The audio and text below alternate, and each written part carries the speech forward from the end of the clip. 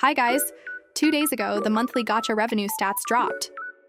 Genshin Impact is sitting pretty at number 1 with almost $100 million in revenue from mobile alone.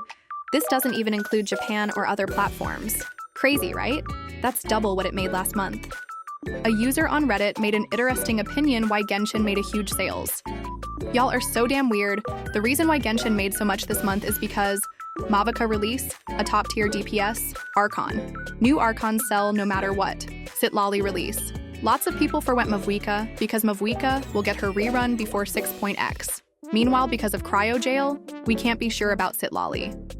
Both new characters in the first half. Lots of people wanted both and had to spend accordingly. Flagship event in second half instead of first half, so that people had no choice but to splurge. Clorinda and Arlecchino banners. Double whammy, especially with Arlecchino. Hu Tao skin, more people, likely to pull after her characterization in Lantern Rite. So yes, they're on top for this month, but that's because Hoyoverse did everything they possibly could to make the most money, and even then, it's not as much as it used to be. It's all about marketing, lol. Additionally, the Chronicle Wish banner featured Shenhe, one of the most highly anticipated rerun characters. Her last banner was in 2023, meaning players had to wait almost 2 years for her return. It seems that their strategy works good, but keep in mind these numbers are estimates, not the exact revenue. Now here's where it gets interesting. Pokemon TCG, which launched back in October, has already lost half of its revenue. Even juicier? Despite losing almost half of its revenue compared to last month, Love and Deepspace is still outperforming Wuthering Waves, Zenless Zone Zero, and even Honkai Star Rail. Global revenue is up, but the Chinese market, not so much. Revenue there has dropped by half. Why? Chinese players are boycotting the game.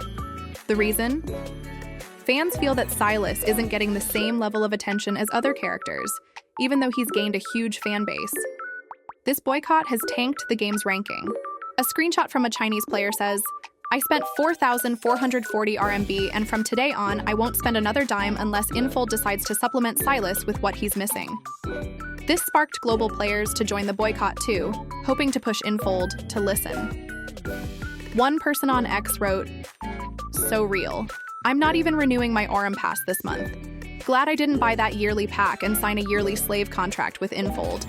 Let this money-grubbing company feel the loss for gatekeeping Silas content." Another Reddit user shared a similar sentiment. I mean, fair. I know he's the last one they introduced, but yeah, it feels like he's being underdeveloped because he's already so popular and they know people will spend any amount just to get a crumb. I honestly think there needs to be a fair exchange between the company and players. I give you a reasonable amount of money, you give me good content.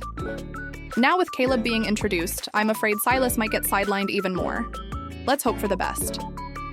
A user also pointed out, "OMG, can they please stop locking almost all MC content and so many of the boys' suits behind real money purple gems? It's embarrassing. The new CNY stuff? Almost all the costumes aren't free. They don't even update the chocolate shop with costumes, but they do in Lunar only, which is BS. On top of all that, global players were outraged when the devs referred to the holiday as Chinese New Year's Eve instead of Lunar New Year.